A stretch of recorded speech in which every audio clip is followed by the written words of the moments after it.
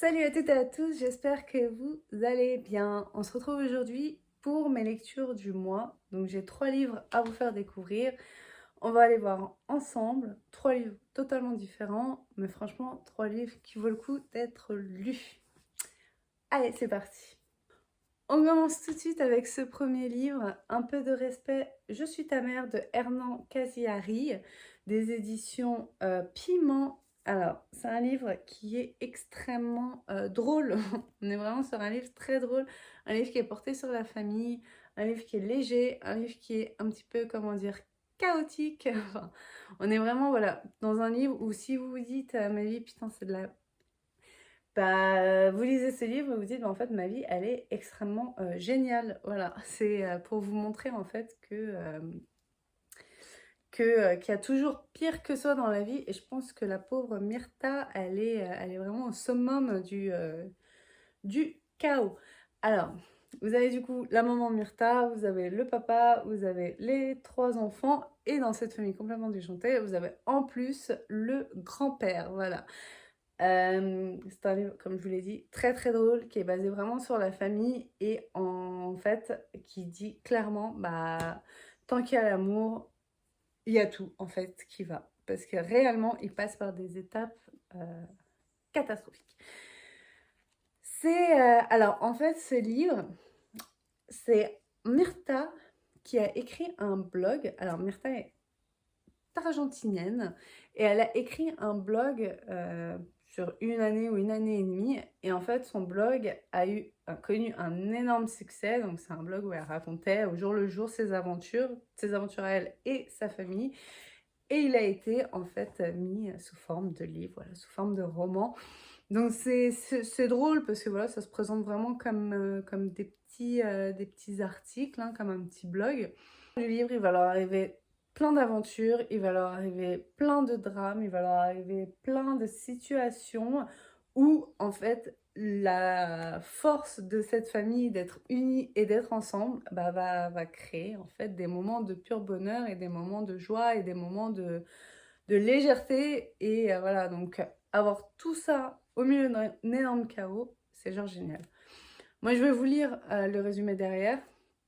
Un mari amorphe au chômage qui préfère passer sa vie devant la télé. Un fils tantôt gai, tantôt pas. Un autre stupide et carrément voleur. Une fille effeuilleuse pour arrondir ses fins de mois.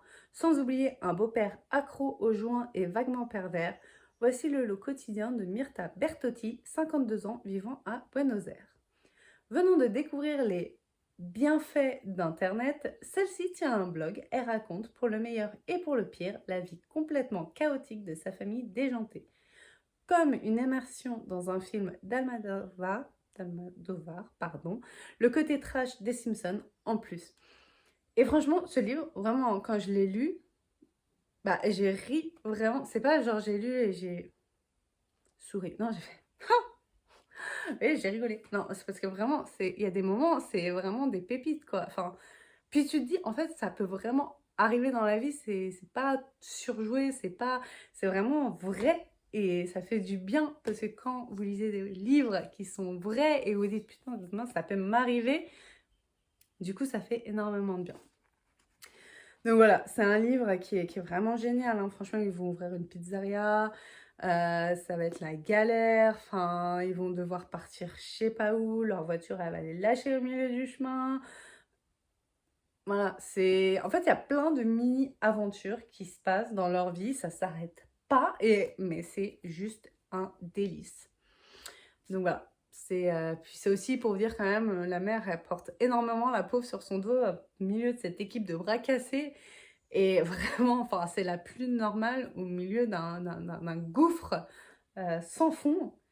Mais elle tient le coup, bon, complètement déprimée, tu m'étonnes, mais elle tient le coup et vraiment c'est très très très très très très très très très très très très très très très drôle. On passe tout de suite avec le deuxième livre. À l'endroit, ça sera mieux. Le restaurant des recettes oubliées, deuxième service. Donc il y a un premier service, là on va parler du deuxième service, de Hisaki Kashiwei. Je ne partirai pas au Japon demain pour apprendre le japonais, comme vous pouvez l'entendre, mais ce livre se déroule donc au Japon. C'est un papa et sa fille qui tiennent un restaurant. Le papa est cuisinier, la fille est enquêtrice et en fait, elle reçoit... Non, en fait, des gens viennent dans le restaurant pour retrouver des recettes oubliées. Donc des recettes qui ont joué un rôle ou qui leur remémorent des souvenirs précieux. Et du coup, ils vont dans ce restaurant pour demander à la fille de rechercher le plat exact de leur enfance, que leur père leur faisait, ou peu importe. Mais voilà, cette saveur vraiment, vous savez, du souvenir. C'est beau. Ce livre, il se présente de manière assez originale. Donc ça veut dire qu'en fait, vous avez plusieurs chapitres avec plusieurs personnages, mais vous allez avoir le premier chapitre où ça va être l'arrivée du client qui va goûter des plats, qui va découvrir le restaurant et qui va ensuite expliquer sa recherche, sa requête. Et ensuite, vous allez avoir le deuxième service qui va être la dégustation du plat. Ce qui est extrêmement génialissime pour moi dans ce livre, c'est qu'en plus, bon, après, voilà, les histoires, c'est très nostalgique, très sentimentale, sont vraiment des choses qui portent au cœur. Donc, vous avez cette douceur, en fait, qui se dégage du livre de par les histoires. Mais ce qui, moi, me fait encore plus kiffer, en fait, c'est la précision exacte dont les plats sont décrits.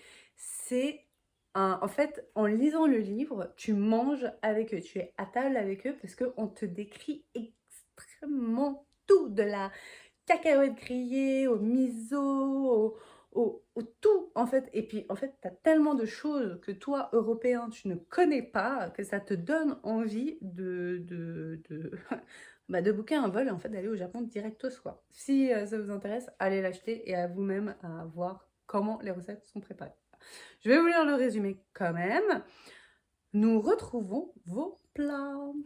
Une mystérieuse publicité tenant sur une ligne dans une revue culinaire, pas de numéro de téléphone ni d'adresse claire. Ceux qui souhaitent se rendre au restaurant Kamogaya doivent compter sur un soupçon de magie pour arriver à bon port. Seuls les habitués et les clients, guidés par le destin, trouvent leur chemin jusqu'à la petite bâtisse cachée dans les ruelles de Kyoto, qui propose à ses convives de recréer les délicieux mets qui ont marqué leur vie. Pour chaque nouveau plat, Nagar et sa fille Koshi offrent à leurs clients une plongée dans le goût inimitable du souvenir. Voilà. C'est un livre qui se lit relativement vite, qui est assez facile. Moi, je m'en souviens quand j'ai fini ce livre, il y avait une coupure d'électricité chez moi, enfin, dans tout mon village. Et du coup, j'ai lu, s'il vous plaît, avec une lampe torche, tellement je ne pouvais plus m'arrêter de lire. Voilà. Hop. Next. Tu verras, les âmes finissent toujours par se retrouver quelque part. De Sabrina Philippe. Ici, on a un livre. Alors là, on change totalement de registre, parce qu'on a eu un livre assez drôle, on a eu un livre qui est porté sur les souvenirs, la nostalgie, la douceur. On reste dans la douceur, mais la douceur plus méga extra. Là, on va parler de destin. Voilà. Là, on parle vraiment de destin, on parle d'amour, on parle de contrat d'âme. Là, on est dans une ambiance un peu plus allumez les bougies, sortez vos cristaux, on est dans le spirituel. Là, on est avec les éditions Point, hein, je vous balance ça comme ça. Et si les âmes sœurs existaient? Elle est encore jeune et déjà lasse. Elle parle d'amour à la télévision, mais peine à trouver du sens à sa propre histoire. Dans un café de l'île Saint-Louis, elle croise la route d'une élégante femme mûre. Elle a les cheveux blancs et les yeux clairs. Elle a cherché l'amour dans les bras d'hommes qui l'ont plus ou moins aimée, jusqu'à ce que l'évidence d'une rencontre éclipse toutes les autres. Au fil de leurs échanges, elle transmet à travers son histoire ce qu'elle a découvert de l'amour, le vrai. On n'est pas vraiment sur un stade de « je te raconte mon histoire d'amour ». Là, on est plutôt dans je te raconte l'histoire de de mon histoire d'amour à travers l'espace-temps. Donc ça veut dire qu'on n'est pas sur un plan, on est vraiment sur une palette et sur vraiment une ouverture de sphères intergalactiques. On est plutôt sur l'ouverture d'un plan spirituel au niveau de l'amour, où voilà, les contrats d'âme existent, où quand on aime quelqu'un, qu'est-ce que c'est réellement l'amour? Parce que l'amour, c'est pas juste dire je t'aime et puis plier les caleçons de son cum. Non, l'amour, c'est dur, c'est compliqué et il faut batailler pour ce qui est réellement le véritable amour, la connexion d'âme, la richesse, cette intensité, en fait, bah, voilà, c'est un peu ce que décrit ce livre, que voilà, il y a l'amour, comme on nous l'a toujours appris, mais il y a vraiment l'amour qui prend une dimension qui est beaucoup plus importante.